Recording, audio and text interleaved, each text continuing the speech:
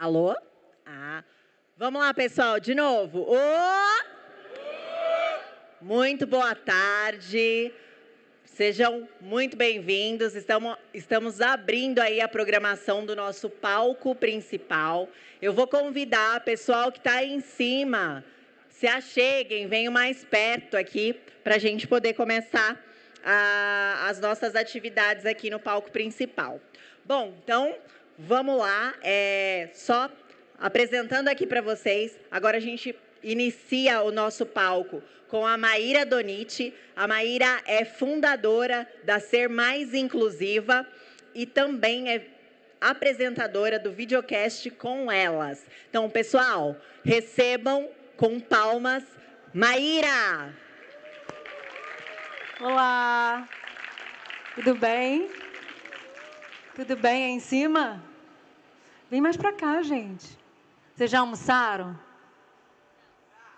Você já almoçou? Tem muita gente ali em cima. Tudo bem? Ai, que bom. Fica bem espaçado, né? Quem aqui trabalha com comunicação? Trabalha? Você faz o quê?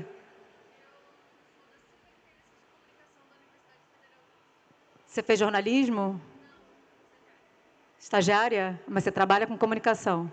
Você trabalha com comunicação? O que você faz? Eu gerencio um grupo de influenciadoras com meu irmão de uma marca de roupas feminina. Como é que é o seu dia a dia de comunicador? Geralmente eu ajudo elas com problemas que elas têm para acessar conta, pagamentos, dou dicas sobre qual conteúdo eu posso precisar daqui ou não, esse tipo de coisa. Bom, quem aí trabalha com vendas? Você trabalha? Você trabalha com vendas, né? Minha plateia qualificada, todo mundo. Bom, o que eu queria dizer para vocês é que, na verdade, quem trabalha com vendas, quem trabalha com qualquer coisa, trabalha com comunicação. 70% das vendas falham por algum problema de comunicação. A gente acha que é pouco, mas não é. E não são só vendas, né? Uma reunião, uma ideia, tudo é comunicação. Quem aqui que trabalha com vendas que falou? Você? O que você acha que tem que fazer para vender bem? Se comunicar bem. Mas como? Como é que você se comunica bem para vender? Você é um bom vendedor? Tem que ter um bom diálogo, um bom convencimento, né, do seu produto. Como é que convence usando comunicação? Deixa eu ver uma ideia. Mais para perto. Ter o conhecimento do seu produto que você está demonstrando ali para o seu cliente, né? Isso é muito bom, você conhecer o seu produto, né? Mas não adianta só você conhecer seu produto. Não é só o técnico. Tem que ter uma boa lábia. Uma boa lábia. Como é que você pega e vende um produto? Que produto você vende? Eu sou da indústria farmacêutica, então eu visito a classe médica com o meu produto em si. Tenho que convencer o médico que o meu medicamento é o mais eficaz para o tratamento do paciente dele. Como é que você faz isso com um médico que está ouvindo remédio o dia inteiro? Então, cada perfil, cada cliente tem um perfil diferente. Então, eu tenho que me automoldar para o cliente em si. Então, eu tenho que ter várias abordagens diferentes para aquele perfil de especialidade médica. Nota 10, é isso aí. Quando a gente vai se comunicar, a gente tem que saber, principalmente o nosso público, né? Bom, e o que eu diria para vocês é isso, é que a gente acha, o que significa, né, você acertar, né, na prática? Você chega lá e você tem um produto maravilhoso, você conhece o seu produto, mas você não sabe comunicar o seu produto, né? Você não sabe estruturar o que você vai falar, e aí você acaba perdendo numa reunião, num pitch ou qualquer outra coisa. E, assim, o que eu diria para vocês sobre comunicação, quando a gente acha que comunicação é qualquer coisa, é que comunicação é 80% da nossa vida, né? A gente se comunica o dia inteiro, a gente se comunica na nossa roupa, a gente se comunica na forma como a gente se apresenta, na forma como a gente olha. E a gente, no mundo de hoje, no mundo tão conectado, nós somos o nosso maior porta-voz. Já aconteceu de vocês acharem que o que vocês fazem é muito, muito bom. E aí vocês chegam no Instagram e tem alguém que faz a mesma coisa que vocês, pior, mas está vendendo mais que vocês, está se destacando mais que vocês. No trabalho, por exemplo, você fala, cara, essa pessoa, eu sei muito mais do que ela, mas a pessoa, você tem isso, você que ficou me olhando aqui, você tem isso? A pessoa trabalha com você, e você fala, essa pessoa sabe menos do que eu, mas ela se comunica melhor do que eu. Acontece? Me diz. Acontece bastante, viu? Ai, que bom, ó, ganhou um assistente. Oba, muito obrigada. Pode falar. Você acha que tem gente que sabe menos que você, mas se comunica melhor, se destaca mais do que você? Acontece muito. Inclusive, na empresa que eu trabalho, eu vejo muita gente se destacando negativamente.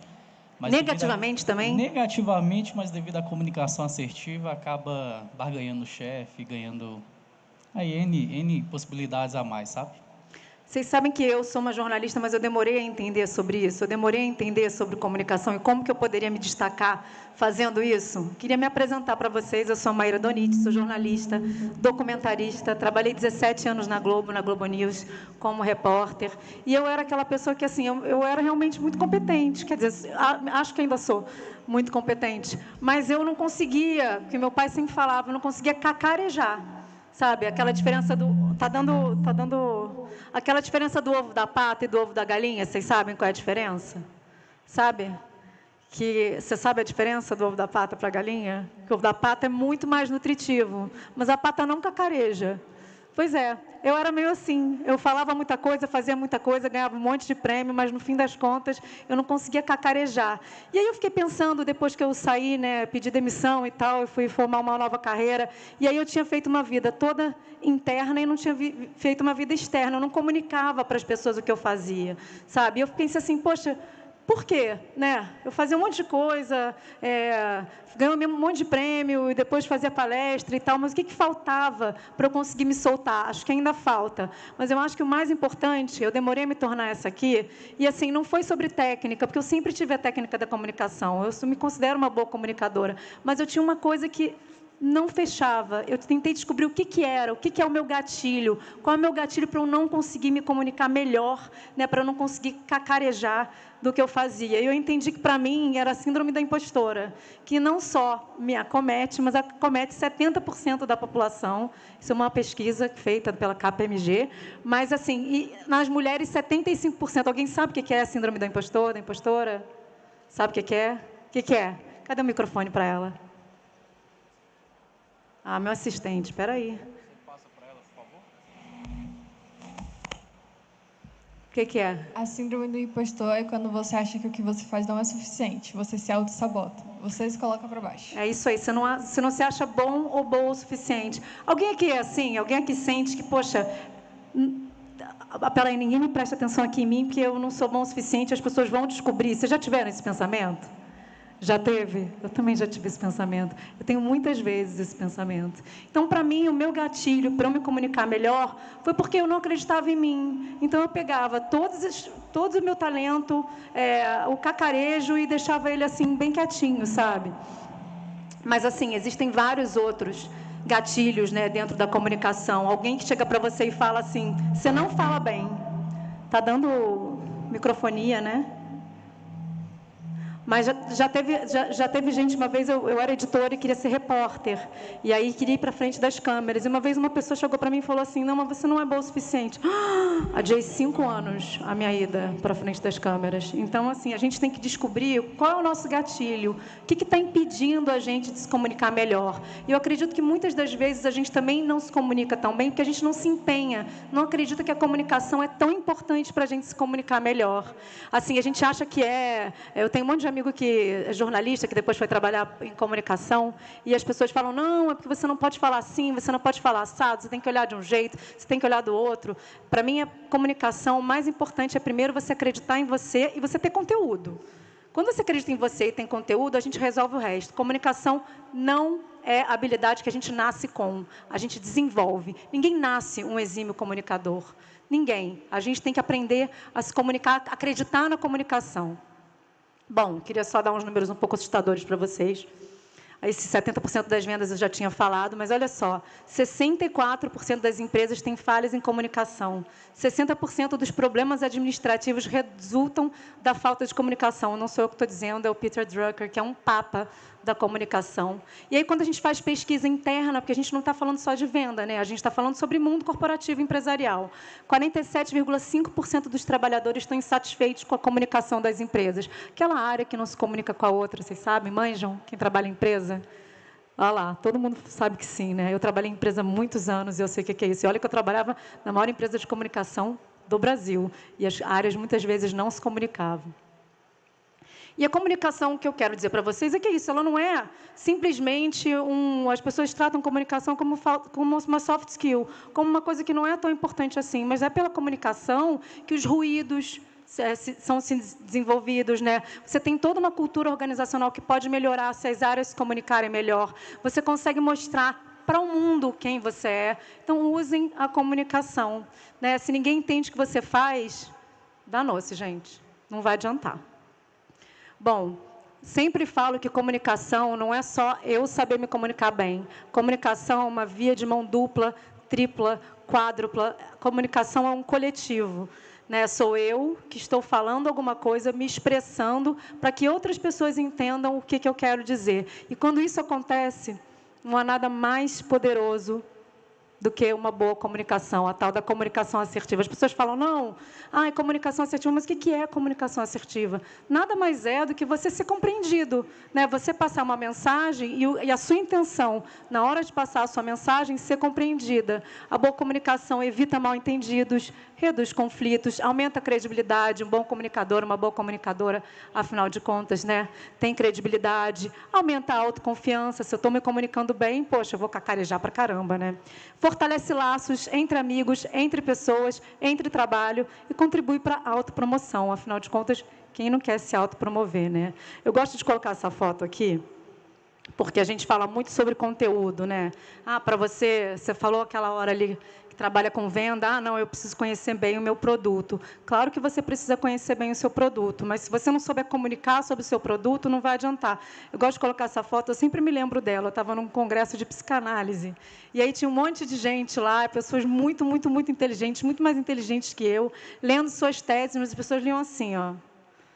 Então, a pessoa, a família... Gente, não adianta, você pode ter escrito a melhor coisa do mundo. Se você não olhar para as pessoas, se você não fizer de um jeito que as pessoas vão entender, não vai adiantar nada. Isso é que é comunicação. Então, assim, eu preciso saber o que eu faço? Com certeza, condição sine qua non. Saiba o que você faz, domine o que você faz, mas saiba comunicar o que você faz. Então, nunca vou me esquecer desse congresso, sabe? Que eu olhava as pessoas com suas teses maravilhosas, e em 2 segundos já estava todo mundo conversando e ninguém prestando atenção no que os outros tinham para dizer, sabe? E aí, eu digo que comunicação são os 4 Cs.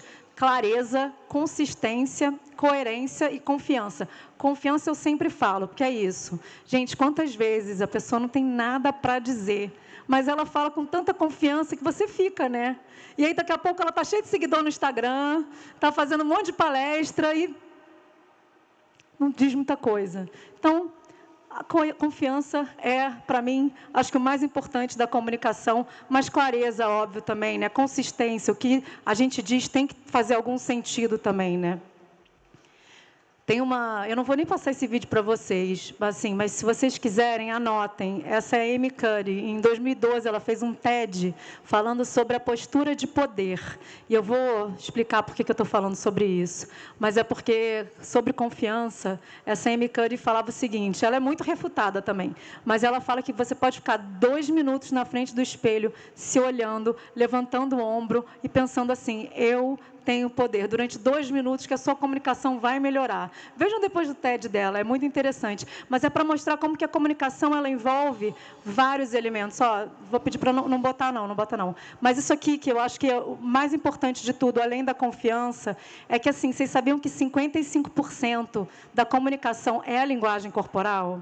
Olha só, como é que você pode saber muita coisa, mas você imagina, você está assim, você não está fazendo contato visual, já acabou, 50% da comunicação é a linguagem corporal, 38% voz, e só 7% são as palavras. Não sou eu que estou dizendo, é o Robert Mehrabian que está falando, ele é um papa da comunicação, ou seja, você, por exemplo, quando você está ali, conversando, ou quando você está olhando no meu olho, nossa, isso é muito poderoso, você não precisa dizer nada, porque você já está se comunicando. A gente se comunica com as nossas roupas, a gente se comunica com a nossa voz, a gente se comunica com a nossa fala, com a nossa dicção. A gente usa muitas das coisas para se comunicar. Por isso que não é, claro que é conteúdo, mas não é só conteúdo. A gente usa isso tudo aqui, ó. A gente, na hora que a gente respira, né, na nossa linguagem corporal, as roupas que a gente usa. Você imagina só, você chega numa reunião de trabalho, de chinelo, vocês não vão chegar, porque aí vocês, olha só como é que vocês estão comunicando. Vocês estão dizendo para a pessoa assim, ó, eu não pensei nem um pouco na hora de eu estar aqui, né? Você não é importante para mim. É um pouco uma besteira pensar que as pessoas deviam ser mais livres, mas esse é o código que a gente tem social, né? Então, assim, isso tudo que eu falei para vocês faz parte da imagem comunicativa. O que é a imagem comunicativa? É como é que você usa todos esses elementos que eu mostrei, e ela pode ser positiva ou ela pode ser negativa. Vocês não têm, assim, alguma pessoa que vocês falam assim, muito bom comunicador, muito boa comunicadora. Essa pessoa tem uma imagem comunicativa positiva, ela está podendo usar esses 55%, mais esses 38%, mais esses 7%, de forma a conseguir se comunicar direito. Essa é a imagem comunicativa. Pensem na imagem comunicativa que vocês gostariam de passar antes de qualquer outra coisa. E se preparem, eu vou mostrar um videozinho para vocês entenderem o que eu estou dizendo. Posso colocar esse videozinho do Corpo Fala? Put your hands by your side. A lot of people will do this when they get up on stage. They're like, "Hi, my name is," and they don't know what to do with their hands. So for both here, who's in charge? Can you even tell which one of us is in charge? You really can't tell anything. Do what you did at the beginning. Go into the influence zone like you did before, because you read the book. Now who's in charge? One movement, and now watch. Switch. Now who's in charge? And so what's happening is he's moved him into the influence zone. Influence zone's from his belly button all the way to his eyes. So when your hands are in this zone, we're talking, we're expressing, using our hands as PowerPoint. We're drawing photos. They've done communication of saying the same things with no hand gestures, and comprehension goes way down. Isso foi uma amiga minha, dentista, que me mandou uma vez. E olha só como é que faz a diferença, os tais dos 55% que a gente não fala. A pessoa, quando faz assim, já quem está no comando aqui? É a pessoa que fez assim. Um gesto de estudo. Imagina só, você está falando com as pessoas e você está o tempo inteiro assim com o cabelo. Eu faço isso pra caramba. Tira totalmente a minha credibilidade, né? Assim, o gesto que a gente faz, a roupa que a gente usa, a nossa voz, a maneira como a gente se comunica, como a gente olha, o que a gente fala, o que a gente ouve, tudo isso faz parte da comunicação. Então, assim, o que eu dou das dicas, né? Quando vocês estão falando, o contato visual é muito importante, né? Uma coluna sem desmontar. Até a Camila fala que eu faço assim demais, né? Não desmonto. Às vezes eu... E, assim, de gesticular com naturalidade. Tem gente que fala igual o italiano também. Cansa, né? Então, tentar se movimentar um pouco, mas não se movimentar tanto. E, assim, a simpatia nunca é demais, claro, mas muito cuidado com o tema. Às vezes a pessoa fala, não, eu vou ganhar no carisma, mas não tem nada a ver com o tema. Então, a gente tem que pensar nos elementos que a gente vai fazer para a gente fazer a nossa persona comunicativa, né? Voz é muito importante. Eu gosto de falar de ênfase, entonação e volume, né? A ênfase, por exemplo, que é por exemplo, eu adoro falar sobre comunicação, mas não muda muito quando eu falo, eu adoro falar sobre comunicação. Olha como é que a gente muda a nossa ênfase e a frase e o sentido mudam também. A entonação também. Esse evento está maravilhoso. Passei alguma coisa? Esse evento está maravilhoso. Ou esse evento está maravilhoso. Não faz diferença? Isso também é sobre comunicação. E o volume, porque dizem que é estratégico a gente variar volume, a gente não ser tão monocórdico, né? Então, a gente está falando assim, se eu falar assim e não mudar nada, as pessoas vão achar muito chato. Mas se eu for falando, for mudando o volume de como eu falo, faz uma diferença danada. A gente tem a dicção também. Eu fui repórter há muito tempo e eu fazia muito exercício de dicção. E dicção realmente é um gatilho para muitas pessoas. A pessoa, quando tem algum problema que ela não pronuncia direito, eu até recomendo, assim, para ser um bom comunicador, que você pegue algum gatilho que você tenha de dicção e tente desenvolver melhor. Então, eu fazia muito trava-língua, para tracrar, ler. E, assim, de fato, se você achar que é importante mesmo, se você achar que a sua dicção é um problema para você, não deixe que ela seja um gatilho. Faça exercícios. Vou falar um pouquinho de conteúdo, porque são os 7% das palavras, mas, assim, é coisa pra caramba, né? Assim, 55% ali do corpo, mais a voz, mais o conteúdo também é muito importante. E eu queria mostrar um videozinho, eles vão colocar ali no gatilho, quando estiver pronto, se quiserem me sinalizar, mas é um vídeo para como é que eu elaborava um roteiro quando eu era repórter, quando eu ia entrar ao vivo, e como é que eu faço hoje também. Vou mostrar um TED que eu fiz, eu tinha 12 minutos para falar, para uma palestra, para uma audiência que era muito diferente de mim, assim, eram empresários no sul do Brasil, eu queria falar sobre diversidade, então como é que eu vou falar sobre isso, né?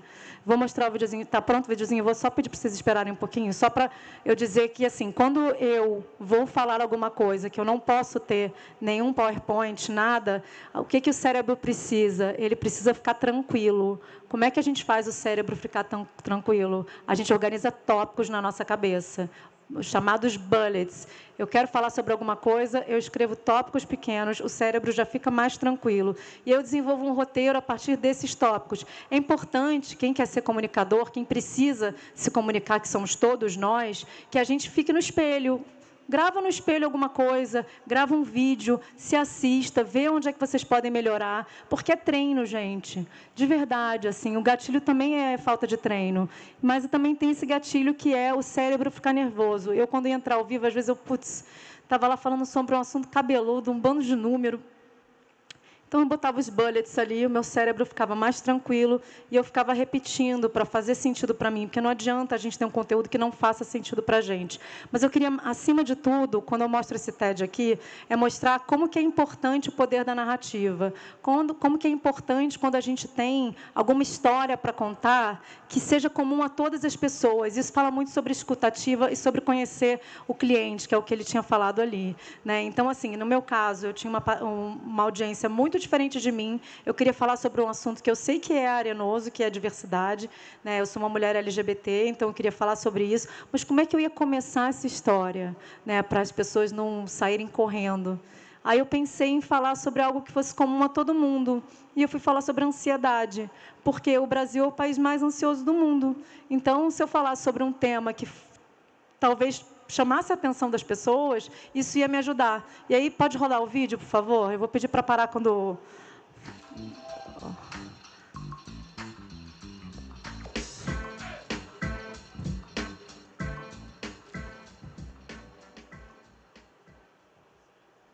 Eu tinha acabado de fazer 30 anos quando eu tive a minha primeira grande crise de ansiedade.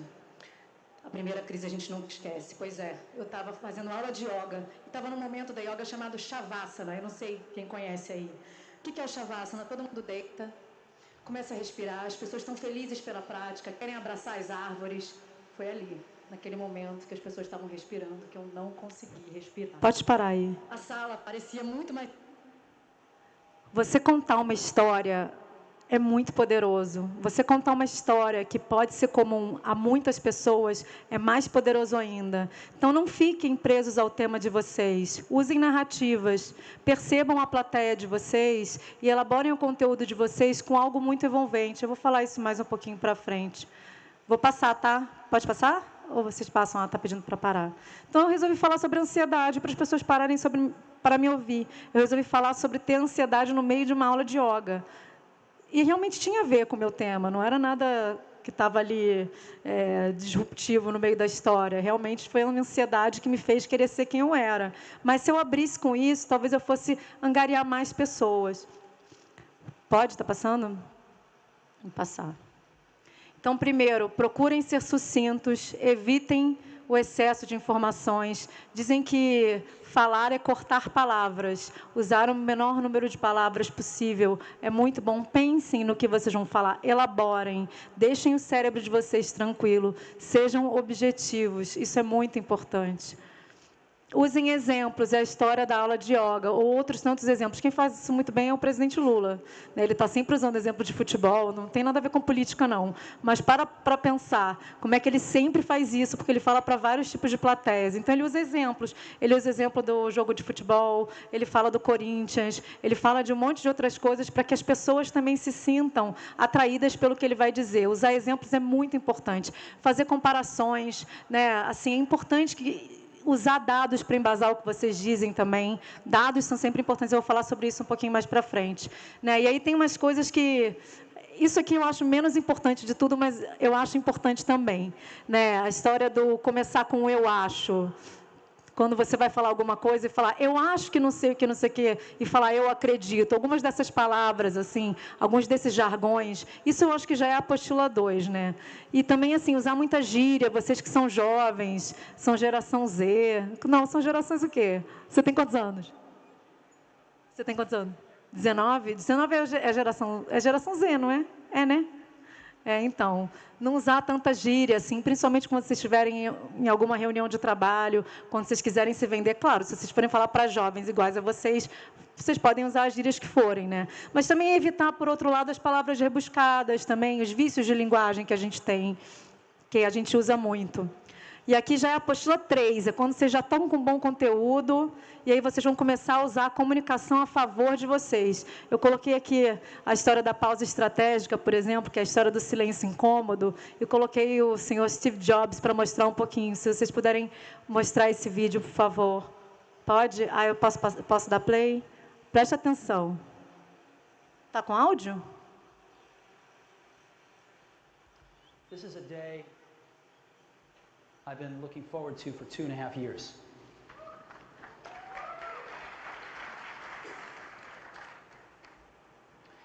Every once in a while, a revolutionary product comes along that changes everything. And Apple has been, well, first of all, one's very fortunate if you get to work on just one of these pode parar. in your career. Vocês percebem o que ele faz? Isso foi a apresentação do primeiro iPhone. Ele é um exímio comunicador, o Steve Jobs, por isso que ele apresentava, né? E todo mundo, o mundo inteiro parava para ver a apresentação deles. Mas vocês perceberam o que ele faz? Você percebeu o que ele faz? O que ele faz? O que você achou? Diz aí o que você achou dessa apresentação. Ele vai trazer aqui, ó. Vou te dar o microfone.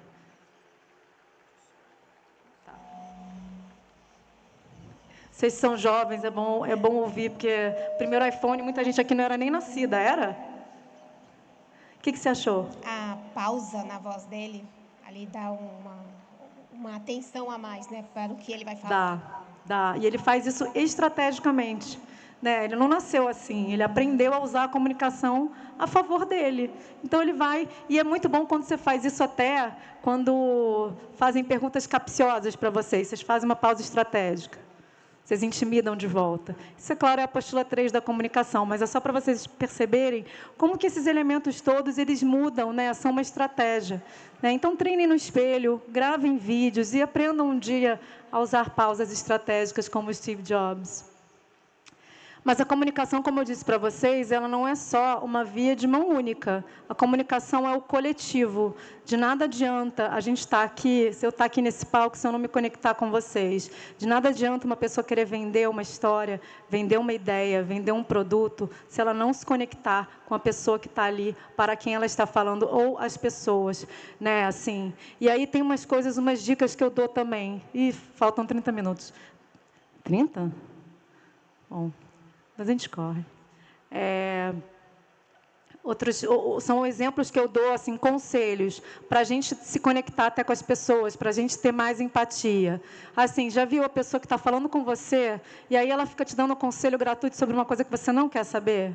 Isso acaba com a empatia, gente. Ou então, assim, uma pessoa está contando uma tragédia na vida dela, você chega e fala assim, não, mas eu também. E aí conta alguma tragédia da sua vida. Acabou com a empatia. Corrigir a pessoa. Eu faço muito isso, ela fala. Não posso fazer. Corrigir a pessoa. E, assim, e outras formas que a gente faz, que a gente acaba... Porque o bom comunicador, ele é, acima de tudo, um bom ouvinte. O bom comunicador, ele tem escuta ativa. Vocês sabem o que é escuta ativa? Qual a diferença de ouvir para escutar? Alguém sabe a diferença entre ouvir e escutar? Você sabe? Então, queria que ela respondesse aqui para ver se ela está afiada. Cadê o microfone? Obrigada. Qual é o seu nome? Alice? Alice, isso. Qual é a diferença entre ouvir e escutar? Ouvir é quando você não está só esperando a sua vez de falar. Você está capturando a informação para adicionar a informação à conversa. Escutar o que a gente faz normalmente, né?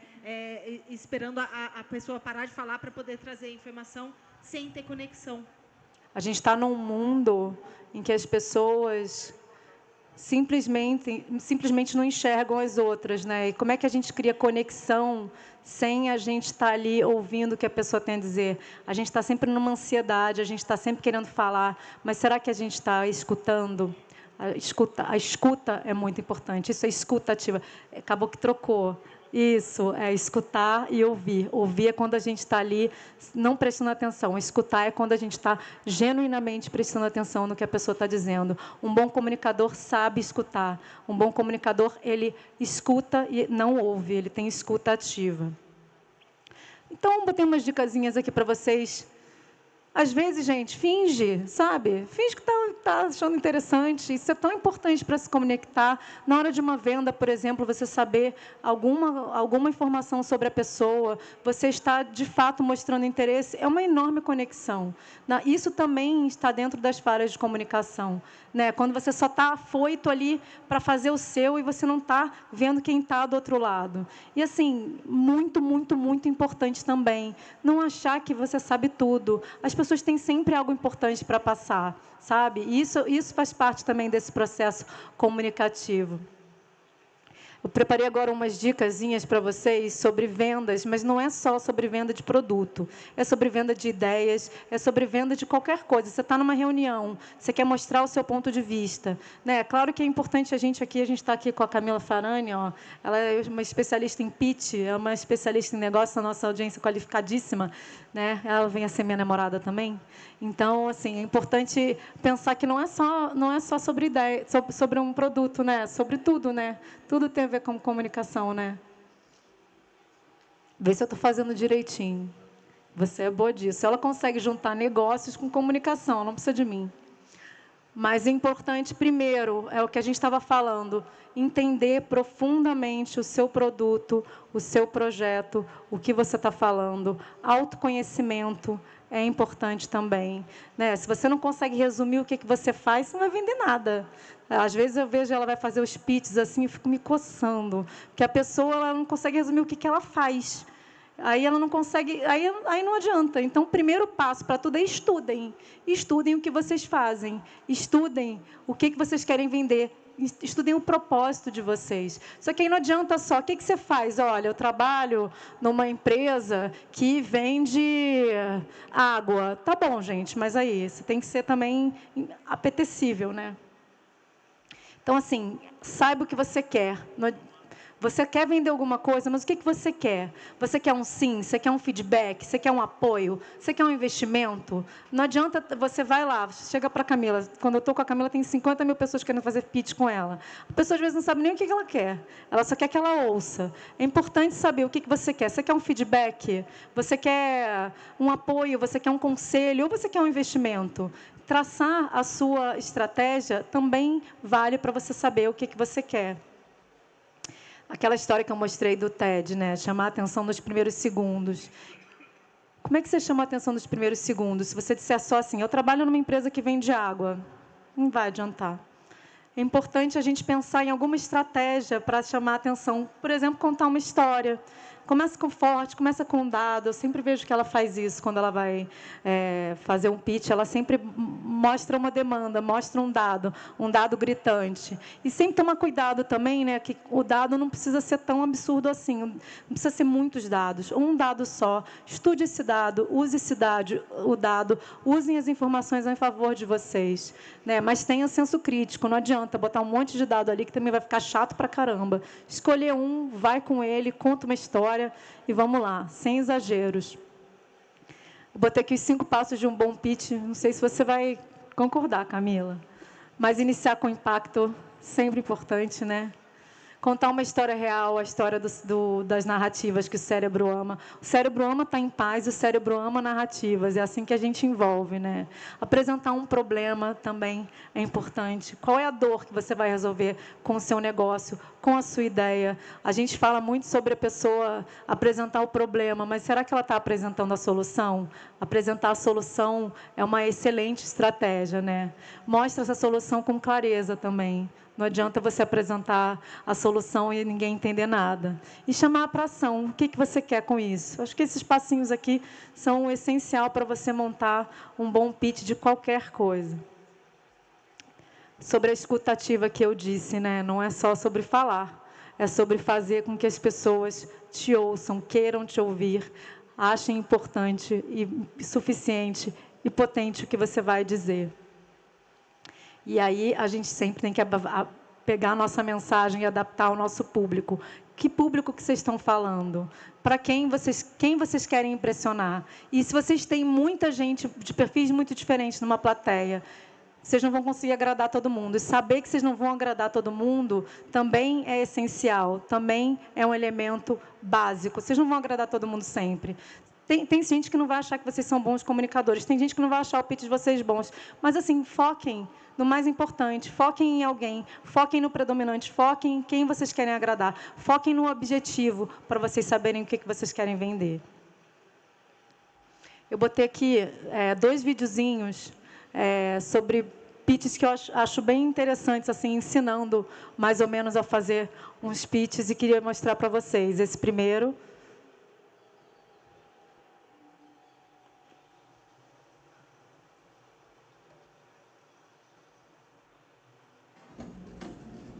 Imaginas que un día entras en un ascensor y ahí está precisamente esa persona que puede ayudarte a financiar o lanzar tu proyecto. ¿Qué le dices mientras vais de la planta 0 a la planta 12? ¿Eres capaz de presentar la esencia de tu idea de una forma convincente? Esto es un elevator pitch. Tienes 20 segundos. ¿Sabes que el otro día mi madre no pudo recogerme al salir del instituto y tuve que coger el autobús? No. Vete al grano. Engánchale desde el principio. Dales unos datos impactantes. ¿Sabe usted que 6.000 niños cada día mueren por la falta de agua pura? El agua es un derecho universal y esta gente tiene que caminar 15 kilómetros cada día solo para obtener 20 litros de agua. ¿Sabes cuánto petróleo hace falta para hacer el maletín que tú llevas? Si para hacer solo una hamburguesa hace falta 1,5 litros, imagínate. ¿Sabías que en esta ciudad hay chicos que juegan al fútbol por la calle descalzos? Eso es inaceptable. Entonces, he pensado en crear el proyecto Cangura. No has pensado, lo has hecho. He creado el proyecto Cangura. He creado el proyecto Cangura, un proyecto donde jóvenes como yo cuidamos de niños de padres divorciados para que así ellos tengan un poco de tiempo libre para hacer lo que quieran. Muy bien. Y ahora, al grano, ¿qué quieres de él? Porque usted tiene dinero, ¿verdad? Un poco de contribución económica nos iría bien, bastante bien. Espera. Tienes que decirle para qué. Dile lo que vas a hacer con su ayuda. ¿Intentaremos construir pozos de agua limpia? No intentaremos. Lo vamos a hacer. Vamos a construir pozos de agua limpia para la población de Otfal. Necesitamos 2.000 euros para construir estos pozos y para que estos niños puedan beber. Él no te va a dar dinero aquí. Tu propósito es lograr verle de nuevo. Si quieres, te doy mi teléfono y... No. Pídele su tarjeta. ¿Me podrías dar tu tarjeta y te llamo algún día de estos? No, algún día de estos no. Mañana. Le llamaré esta tarde si usted me puede dar su tarjeta y así podemos concretarlo todo. Muchas gracias. No se va a arrepentir.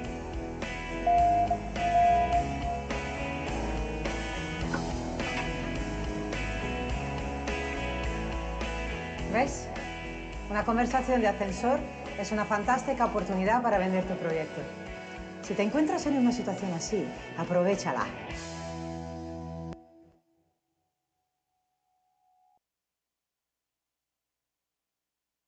Tá desligado? Ah, não voltou. Vocês viram o mais importante de tudo desses vídeos todos, dessas pessoas vendendo coisas? Você viu que mais importava ali, em primeiro lugar, era a autoconfiança? É aquela coisa do não titubear e falar, eu acho, eu talvez tenha. Você ter autoconfiança ali, por isso que para mim e para tantas pessoas é o principal gatilho. Você acreditar no que você faz é muito, muito, muito essencial. É o zero. Mas mais do que isso, vocês viram que as pessoas ali mostravam dados? Mostravam um problema? Mostravam o que elas queriam? 20 segundos dentro de um elevador pode mudar a vida de vocês. 20 segundos numa reunião pode mudar a vida de vocês. O que é preciso? Se comunicar, saber o que vocês fazem. Você vê que assim, ninguém ali era um grande negociador, ninguém ali era um grande empresário, eram pessoas qualquer, mas elas sabiam que elas queriam vender. Mas elas sabiam a problemática que elas tinham, elas sabiam a solução. E elas pegavam e nos primeiros segundos, só tinham 20, né? Mas nos primeiros segundos, que é o que o cérebro precisa, elas chamavam a atenção. Isso é comunicação. Não adianta. Não adianta. Isso é comunicação. Então, como que a gente diz que comunicação é uma soft skill? Comunicação é algo que a gente nasce.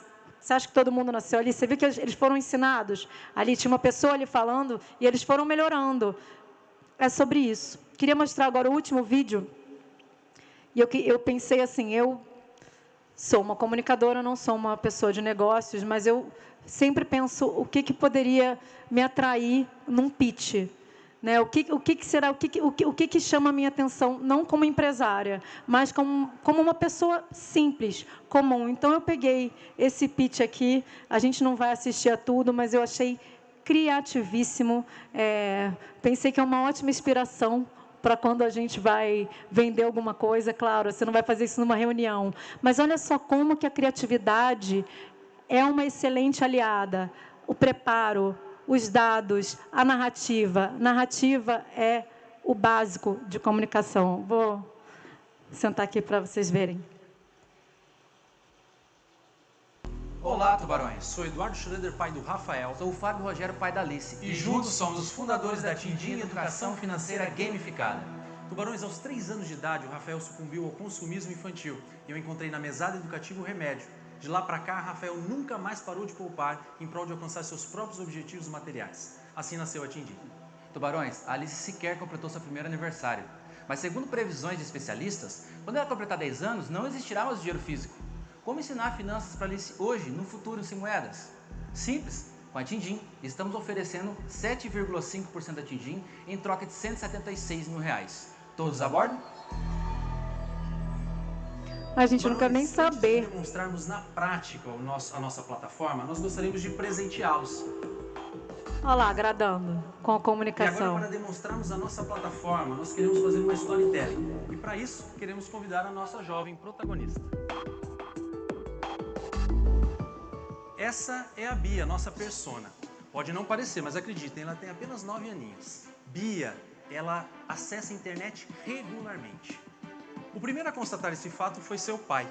Ele descobriu na prática que jogos de videogame, games, são intrinsecamente motivantes, ao contrário de juntar os brinquedos depois de usá-los.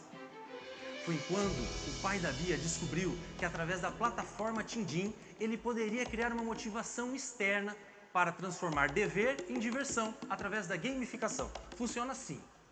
O pai da Bia cria tarefas e missões, estabelece recompensas, Bia recebe a mesada fixa e variável conforme o seu desempenho, para ela poder poupar, investir ou consumir. Bia agora pode consumir em estabelecimentos credenciados através do nosso gateway de pagamento, QR Code. Hoje eu quero falar do Átila. Átila é educador financeiro da família da Bia. Sim, ele ensina finanças não só para a Bia, mas para toda a família através da plataforma EAD da Tindim. Tubarões, vocês acham que aprender finanças através da internet ou aprender qualquer coisa através da internet é novidade para a Bia? Há alguns anos fiz uma pergunta clássica para o meu filho. Perguntei, o que você quer ser quando crescer? Ele disse, pai, quando eu crescer, eu quero ser youtuber. Tubarões, invistam no futuro com a Tindim. Obrigado. Dá-se o seu cartão de crédito e Peraí, para aqui. Vocês param aí? Qual vai ser a mesada que ela vai receber? Um exímio comunicador. Né? Você vê que você presta atenção no que ele está dizendo, porque ele foi muito criativo. Alguém queria falar um pouquinho? Alguém quer comentar um pouco os elementos que ele usou de comunicação? Ele foi extremamente criativo. Ele usou storytelling, exatamente. E ele usou storytelling até, ele foi além, né? Porque ele botou até personagem, ele botou até uma adulta sendo criança. Mas ele fez tudo para chamar a atenção. Você investiu? Não, ele não se lembra. Não. Acho que, para mim, nem valeu até para ver até o final se as pessoas investiram ou não. Mas eu sei que todo mundo ali parou para prestar atenção. Né? Todo mundo entendeu o que ele fazia. Todo mundo entendeu a problemática que ele tinha e o que ele queria. Por quê? Porque ele foi altamente objetivo. Ele usou e abusou da comunicação.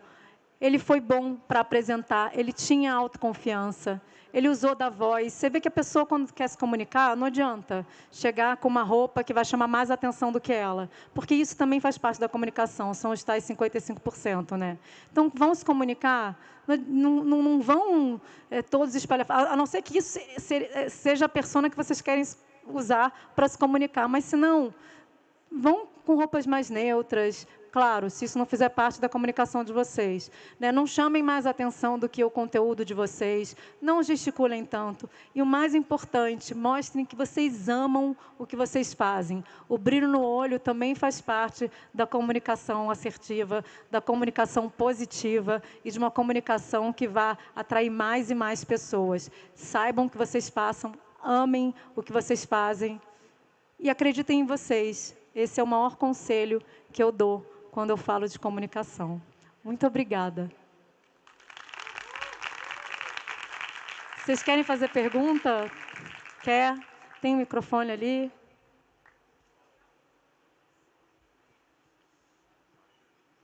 Olha, ele levantou ali. Opa, tudo bem? Tudo Meu nome bem? é Glauber, parabéns pela palestra. Tudo bem, obrigada. Você falou sobre vários pontos, como comunicação corporal, passa por empatia.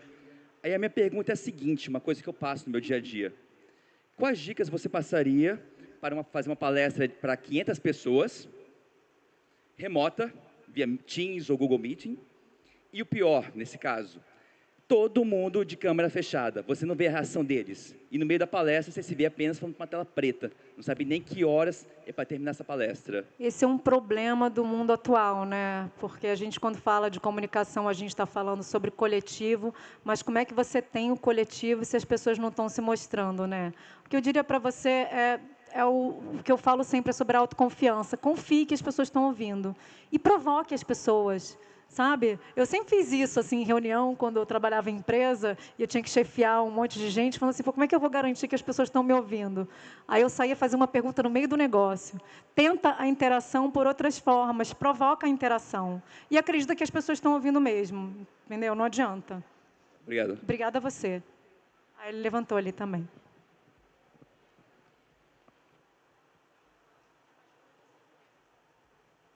Ele tinha levantado também ali. Mas pode fazer, claro, Alice. Posso? Eu estou com dúvida entre ensaiar e ser mais natural. Então, o que você sugere na hora de você fazer um pitch ou uma comunicação, uma talk? Deve-se ensaiar, mas não muito? Quanto é muito ensaiar? Ou simplesmente vai na lata ali? Como é que você... o que você diria para mim? Diria para você que decoreba é a pior coisa que existe. Nesse dia que eu estava fazendo o pitch em Maringá, o menino, ele tinha um conteúdo maravilhoso, mas ele decorou. Então, parecia que ele estava lendo ali. Isso me provocou muita estranheza. O que eu diria é, faça os bullets, os pontos, para você tranquilizar o seu cérebro e se tranquilizar. Domina o conteúdo e, a partir desses pontos, você traçar a sua narrativa. E fica fazendo aquilo mentalmente, mas sem decorar. Porque aí você perde, a sua imprevisibilidade, você perde o improviso, domina o seu conteúdo, deixa sempre os pontos ali. E outra coisa que eu falo sempre, que quando eu era repórter eu fazia, para o cérebro ficar tranquilo também, deixe isso anotado perto de você. Porque isso ajuda muito. Agora, grava vídeo da sua própria apresentação, veja onde você pode ter algum gatilho, veja onde você pode, talvez, alguma dicção, alguma coisa. Descubra o seu gatilho comunicativo. Mas, assim, se você ficar insegura, não decora. Tenta só passar aquilo para você. Quem aqui tinha? Obrigado pela palestra, gostando bastante. E eu queria saber um pouco sobre algumas dicas ou então algumas técnicas que a gente pode estar usando para quebrar a objeção. Por exemplo, a gente chegou na reunião, tem várias pessoas, aí começa legal, aí começa a cair um pouco o clima da reunião, parece que fica aquele clima de enterro, sabe? Fica tudo muito chato. E a gente falando assim, tem hora que fala mais rápido, fala mais devagar e acaba que vai ficando até mais ansioso e não sabe o que fala, né? É verdade, mas isso é porque as pessoas não estão conseguindo ser boas ouvintes, né?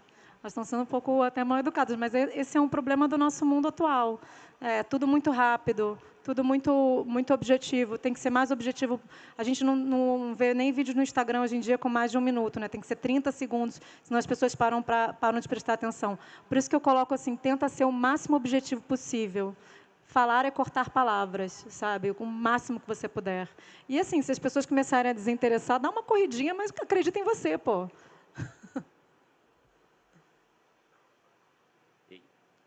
Ei, aí tá baixo. E eu falo alto.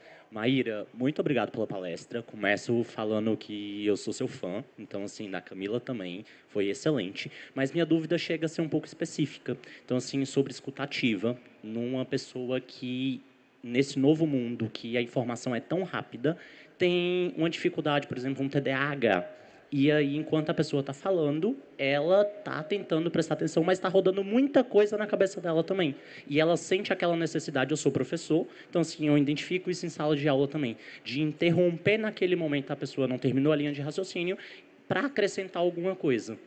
Que dica você daria para treino ou algo nesse sentido? É importante a gente perceber também que, às vezes, o problema não está na gente, né? E não seja nenhum problema, mas a barreira não está só na gente. Então, se uma pessoa tem algum TDAH severo, é importante que ela também olhe para isso, né, de uma forma bastante adequada, né? Porque é uma barreira, realmente, de comunicação. Mas o que eu diria sempre é objetividade. Não tergiversar. Sabe o que é tergiversar? Não enrolar, sabe? Ser muito objetivo, claro. A linha de raciocínio ela tem que ser terminada, mas ela pode ser mais curta, talvez, para agradar mais pessoas, né? Alguém tem mais alguma pergunta? Não? Então, eu fico por aqui. Agradeço muito, muito, muito a escuta ativa de vocês, a participação de vocês. Foi muito bom falar de comunicação, é algo que eu acredito muito. E treinem, pratiquem, amem o que vocês fazem. Muito obrigada, viu?